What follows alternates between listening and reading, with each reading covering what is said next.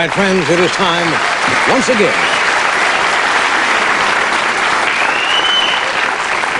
Mr. Lovable is here. He'll be appearing for 2 weeks at the Golden Nugget in Las Vegas starting tomorrow night, which happens to be October the 15th, if you're watching this next Tuesday. Will you welcome Mr. Warmth, Don Rickles.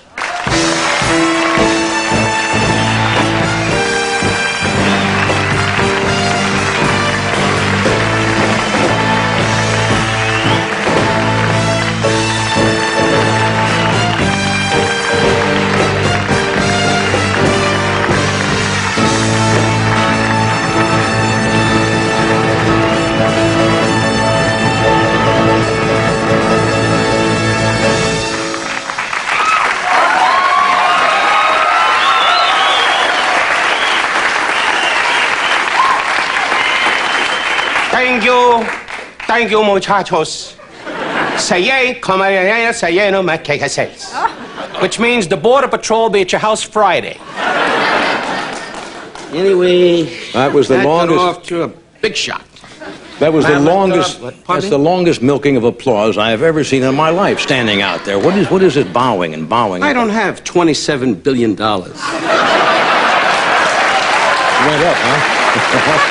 huh?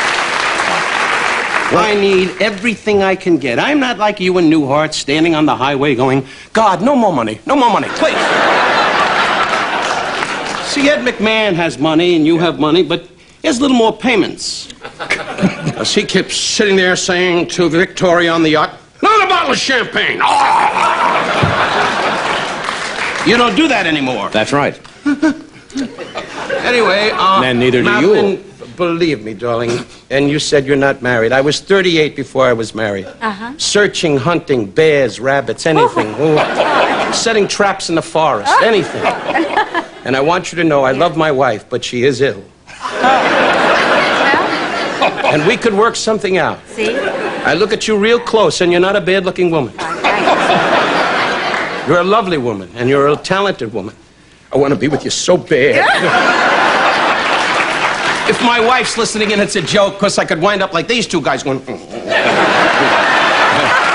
that right. That's why I need billions and billions of dollars. Johnny said that's why I need billions of I dollars. didn't say anything. Which was a clever remark. Thank you. I haven't seen you not here for a while, but I've seen you since you were on the show. Oh, thank you. I thought I died. We did have... No, we did. We had a wonderful summer together. We really saw a lot of each other. We saw a lot of Freddie, saw a lot of you and your wife, Alex, your new bride. Where did I see you this summer? Huh? Well, she was drowning, and you kept saying, further out. No, we saw each other at your home. What do you mean? Where what is this, a home, test? But I thought you meant overseas. I'm not senile. I know what's going on. What do you mean, where did we see each other? I mean, all these people went, Rickles is gone. It's over. He never saw him. He made it up. I saw Ed, but you didn't see me. No, that's a joke. He's a big guy. He's got a sailboat, and he drinks on it, and it sinks as soon as he takes one drink. Boom, right in it. How's your sailboat? Very good. I'm glad to hear it. But, it's a powerboat. It's a powerboat. It's a powerboat? It's a powerboat. Well, he keeps telling everybody it's a sailboat. Have you been on it? No.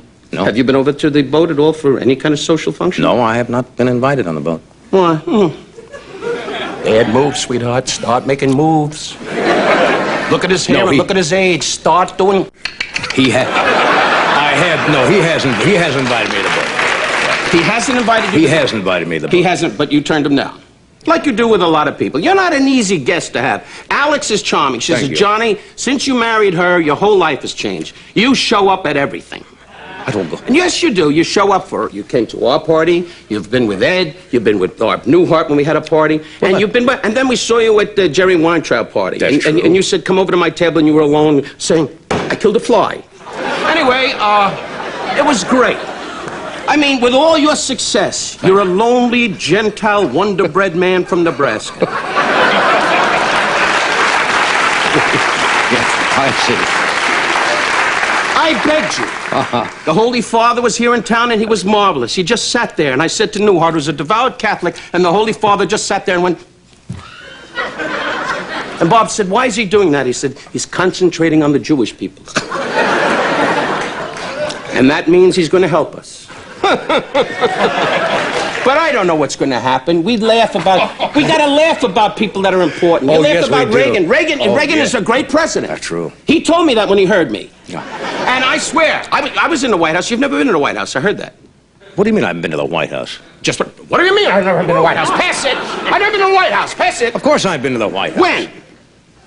Look how quick he is. Look how quick. Now, what moron wouldn't know when they were at the White House? Look how long it took him, and he gets $60 million a year and doesn't know the Pope does. When were you at the White House? I was at the White House in 1980. And that's when Jimmy was president. No, who was president then, 1980?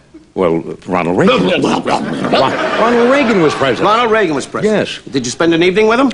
Well, no, not alone. What is wrong with you tonight? I never saw you like this, fumbling and spitting all over yourself. You've never... You're a major star. You can walk away from this. Jay Leno and Gary Shandling are in the back going...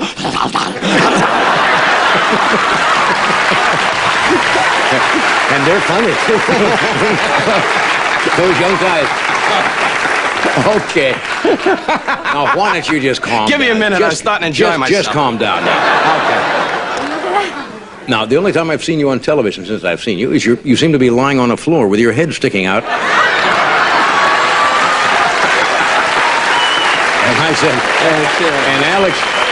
and Alex turned to me one night and says, "Isn't that, Don?" I says, "Rickles would not lower himself to sticking his face up through some carpet." And I looked again, and you certainly did. Enzo 5, wipe clean carpet. Oh, never mind the commercial. No, I must tell you, I did that. I stick my head through that carpet because I need money to take you and your wife out. I need the money.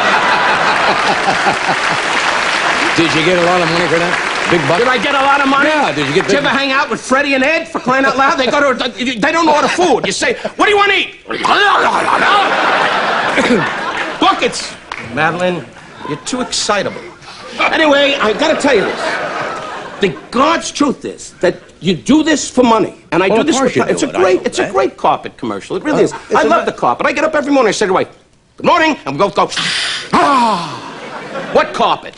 And then the dog shows up and we back off. But, no, it's great. To do commercials, you don't do commercials, you don't have to. You're set, you know what I mean? You just sit there in the chair.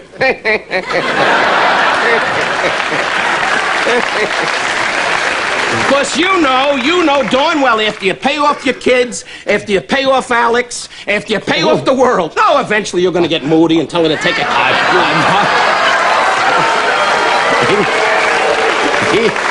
Even then, I will not stick my face up through a carpet. I don't care. I gotta preface one thing. If Alex is listening, we love her, and we make jokes about it. Yes. She is the most charming lady, really. Since Johnny's married to her, I've seen a big difference in Johnny. He's been so wonderful. He keeps saying, "I believe it's your check."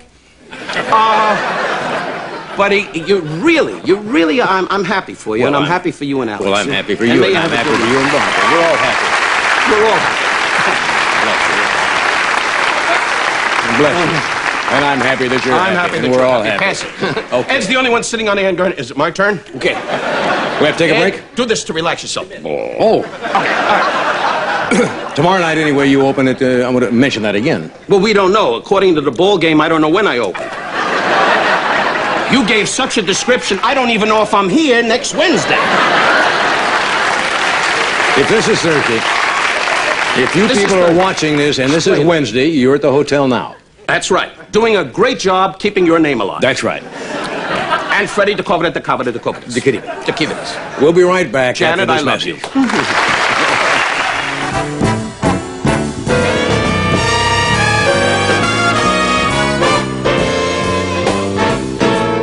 Now we have another problem, folks. Now I understand. Before we say goodnight, you said your mother, Madeline, is going to be disappointed because if this show's not seen tonight, she's staying up waiting for it, right? Yes, and it won't be easy for her to wait up. Will I? All right, so... Any number of people will be waiting up. All right, so she'll wait till 11:30. So Where does she live? out here. All right, so if 11:30 we're not on, Go to tomorrow sleep. night, Yeah. your daughter will How old be a on. woman is she? Should I... Yeah, you can She's tell. 63. Oh. Anyway, that'll put her to sleep. She can handle that. Anyway, She's we hope that She's cute. I'm sure she is. Johnny, you want to meet another woman? Well, no, thank you. Anyway,